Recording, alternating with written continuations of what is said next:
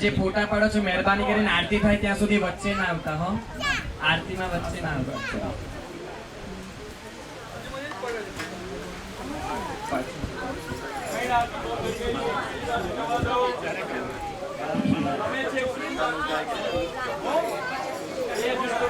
श्री अम्बे ओम जय आद्या शक्ति मां जय आद्या शक्ति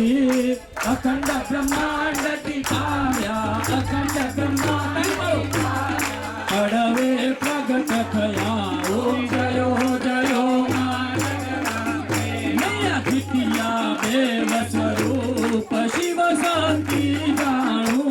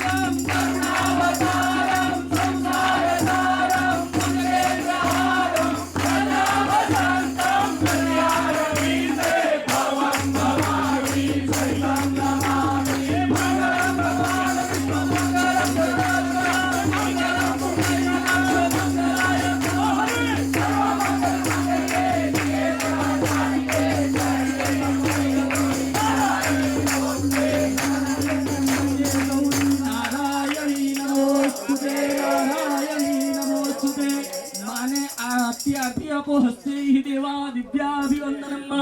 દિવ્યાભિવંદનમ દિવ્યાભિવંદનમ દીક્ષુરવંદનમ આત્મકલ્યાણાર્થે મા ભગવતીને આરતી આપ્યા પછી આપે આરતી લેવાની પછી હાથમાં પુષ્પ રાખવાના છે દરેક હાથમાં આવેલા દરેક ભક્તોના હાથમાં પુષ્પ આપે છે અહીંયા મહારાજ આવે છે શ્વેત વસ્ત્રધારી મહારાજ દરેક જણા હાથમાં ફૂલ પકડી રાખો એક એક પાંખડી રાખો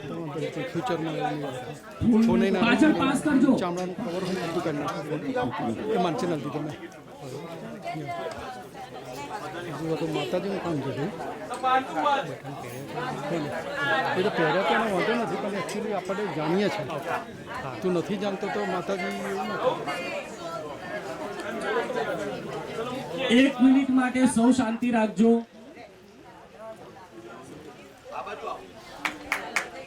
બોલો આદ્ય શક્તિ અંબે માતા કી જય બસ હવે આગળની બેન્ચીસ પર બેસીને વાતો કરે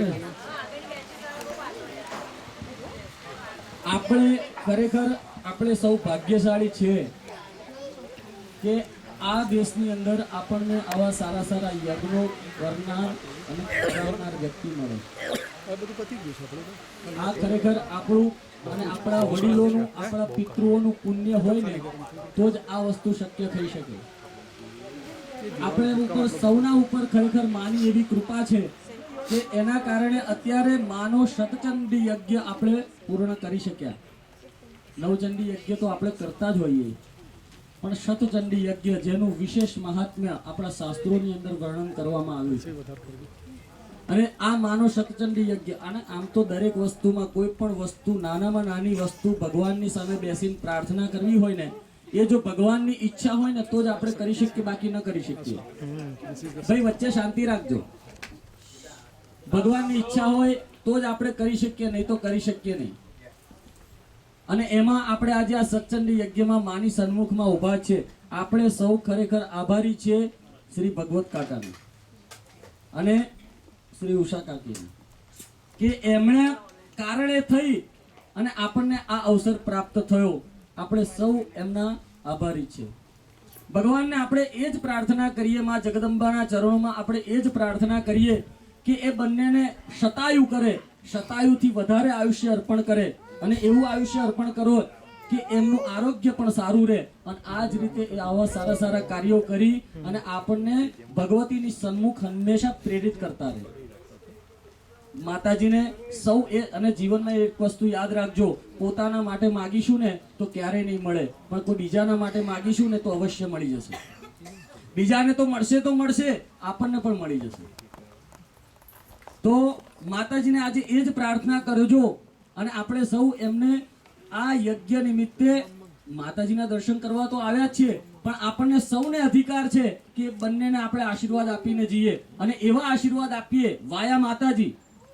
એવા આશીર્વાદ આપણે આપીએ કે હે માં આ બંનેનું આયુષ્ય આરોગ્ય અને એમને એટલું ઐશ્વર્ય પ્રદાન કરજો કે આ જ રીતે એ તમારી સેવા દ્વારા અમને સૌને તમારી સેવામાં પ્રસ્થાપિત કરતા રહે આજ માને પ્રાર્થના કરજો માતાજીને નમસ્કાર કરજો હાથમાં ફૂલ છે અને આ ફૂલ એ બીજું કંઈ સામાન્ય ફૂલ નથી આ ફૂલ એ આપણી ઈચ્છાઓને પૂર્ણ કરવા માટેની ફાઇલ છે અને આપણી ફાઇલ આપણા હાથે જ આપણે આપીએ ને તો એ ફાઇલ ત્યાં સુધી પહોંચે જો બીજાના હાથે પહોંચાડવા જઈએ તો એ ફાઇલ કદાચ માળીએ ચડી જાય અને આપણી ઈચ્છા રહી જાય એટલે ફૂલ જ્યારે પોતાના હાથે જ માતાજીના ચરણોમાં પધરાવવા આવવાનું માતાજીને પ્રાર્થના કરવાના મનની જે કંઈ પણ ઈચ્છા હોય એ ઈચ્છા પુષ્પની અંદર મૂકવાની અને એ પુષ્પરૂપી ઈચ્છા માના ચરણમાં અર્પણ કરવાની માને પ્રાર્થના કરવાની કે આ તો અને જો આપણે સૌ અહીંયા ઊભા છે એવું નથી કે સત્સંગી યજ્ઞની અંદર અત્યારે જેટલા બેઠા છે એમના ઉપર જ માની કૃપા એવું નથી આપણે સૌ જે માની સન્મુખ બેઠા છે ઊભા છે એ સૌના ઉપર માની કૃપા છે માને મનની વાત કરજો માને પ્રાર્થના કરજો કે હે માં અમારા સૌના જીવનની અંદર તનનું સુખ મનનું સુખ અને ધનનું સુખ અર્પણ કરજો હે પહેલું સુખ તે એટલે બોલો તનનું સુખ બીજું સુખ મનનું સુખ.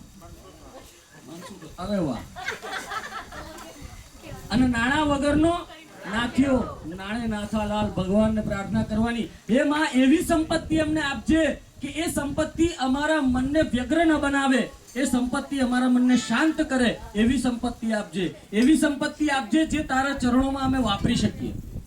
આવી માને પ્રાર્થના કરો, નમસ્કાર કરજો. પછી જ્યારે કહેવામાં આવે ત્યારે પહેલા યજમાનો આવી અને પુષ્પ માના ચરણમાં મૂકવાના. માતાજી ઉપર પૈસા નહીં નાખવાના, પૈસા નીચે થાળીમાં પધરાવવાના. ભગવાનની ઉપર પૈસા ચડાવવાના નહીં,